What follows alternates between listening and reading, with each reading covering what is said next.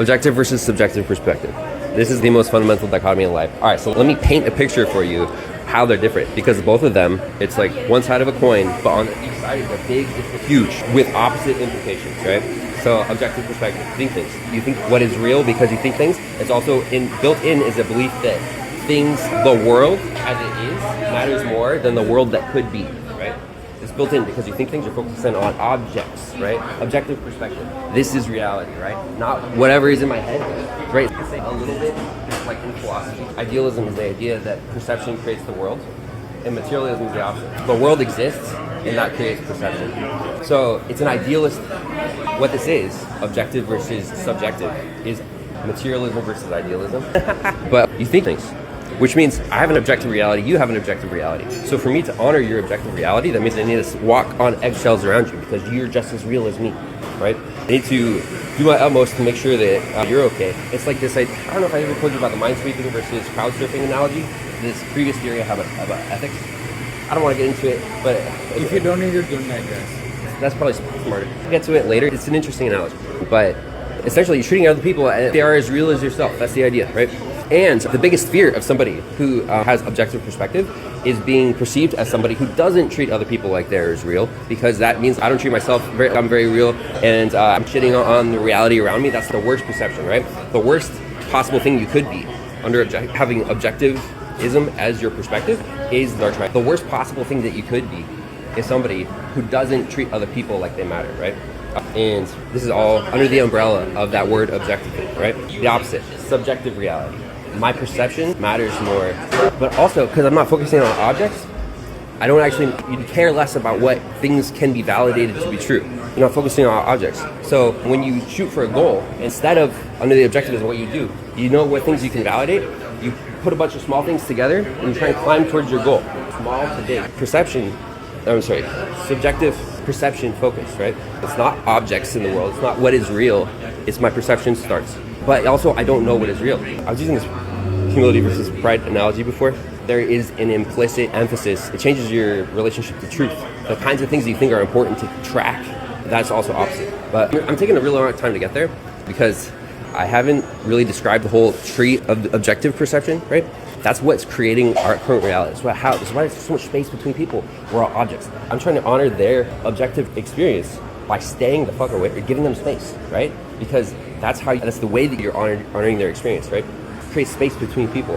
When you have subjective experience or subjective focus, it means you don't know what's real. You're not focused on trying to figure out what tiny things you can put together in order to reach your destination. You have to start with your destination and work backwards.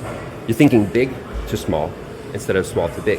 Start the destination and work backwards. So what is the best destination? What's the best perception I can have? You focus on potential, right? So what's the best perception that I could have of you?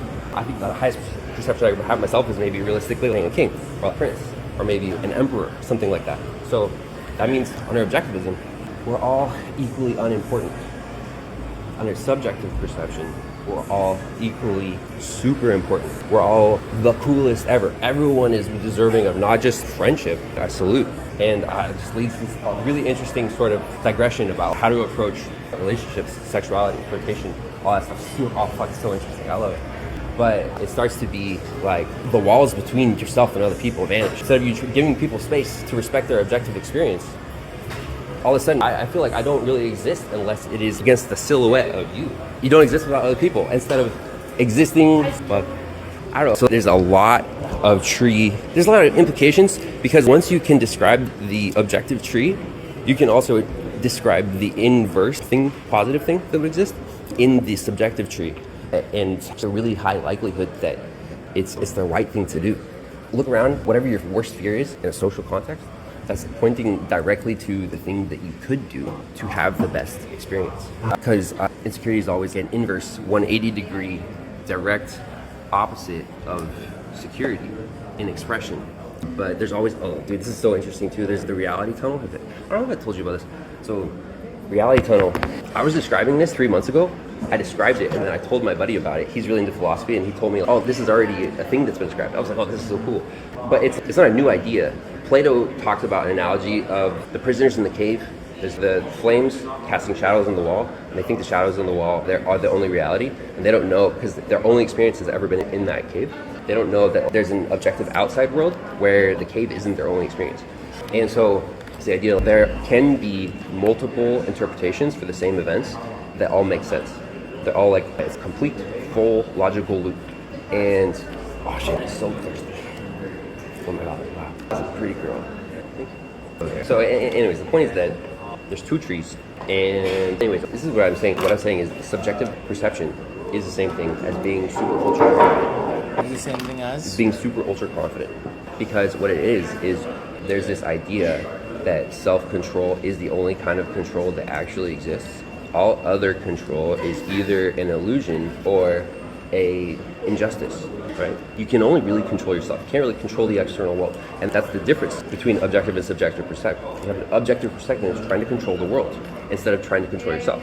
And subjective perspective is focusing on yourself first because you don't believe in trying to control your world. You believe in trying to control yourself, which means you can never give away your own best image of yourself to someone else because that would be an objective thing to do. Objectivism is a profoundly insecure way of viewing the world.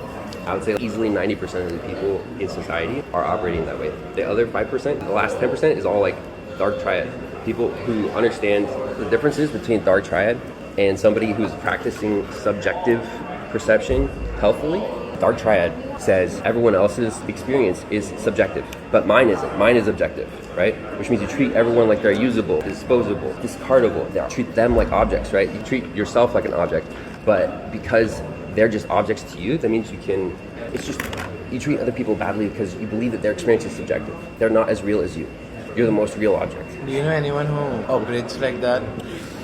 I don't know, it's not important to me to identify who operates like that because I think the solution is not to keep people from doing it, it's to practice the subjective perspective well.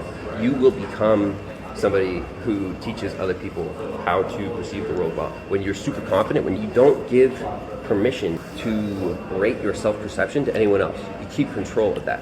It's like an absolute belief in, I don't know, yes, you could say it's identity, you could say it's self-love, you could say what it looks like to be like a prince or a king, to be somebody who actually is as important as you want other people to be in your eyes. To the degree that I believe everyone around me is super cool and awesome, it's not I'm using them, it's just that I can't reflect super brightly if I don't have anyone else to reflect off of. Really, you invert your whole existence. It's like, reality is kind of like a cone. I've thought that a few times before. Reality has like a geometry, or at least social reality. Perception has a geometry, maybe. It's like inverted cones.